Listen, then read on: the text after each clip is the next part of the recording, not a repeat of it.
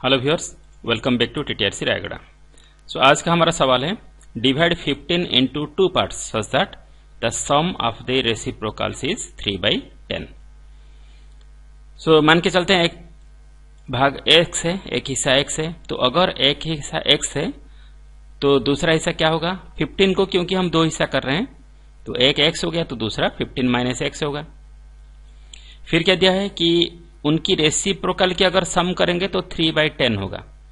तो x का reciprocal है 1/x और 15 माइनस x का रेसिप्रोकल 1/15 माइनस x।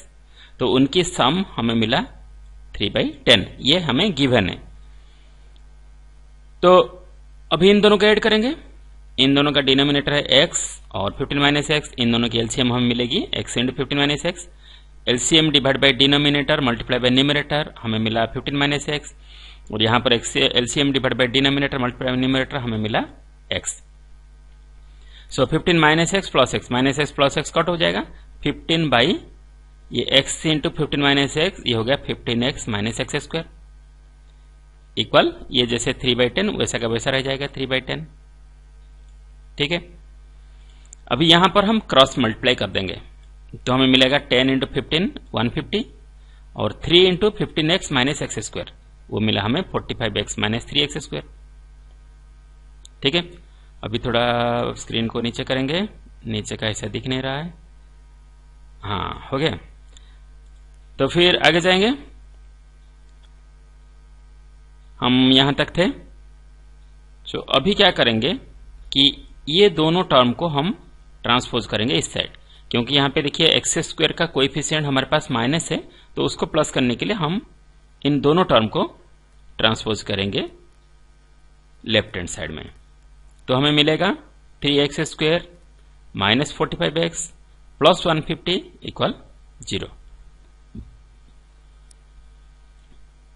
ठीक है, अभी इन सब में देखिए 3 एक कॉमन फैक्टर है, तो अगर इसको हम 3 से डिवाइड करते हैं दोनों साइड को तो हमारे वैल्यू में कुछ चेंज नहीं होगा। तो हमें मिलेगा x square minus 15x plus 50 equal 0। अभी क्योंकि एक्स स्क्वायर का कोएफिशिएंट 1 है तो ये क्वाड्रेटिक इक्वेशन को सॉल्व करना बहुत ही आसान है। हम 50 को इससे 2 फैक्टर करेंगे कि उसकी एडिशन हमें माइनस 15 मिले, तो बहुत ही आसान है। माइनस 10 और माइनस 5, जिसको मल्टीप्लाई करने पर हम मिलेगा प्लस 50 और एडिशन करने पर मिलेगा माइनस 15।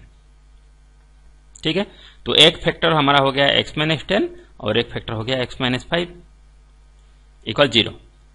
तो अगर x माइनस 5 और x माइनस 10 की मल्टीप्लीकेशन 0 हो रहा है तो इधर x माइनस 5 0 होगा या तो x माइनस 10 0 होगा।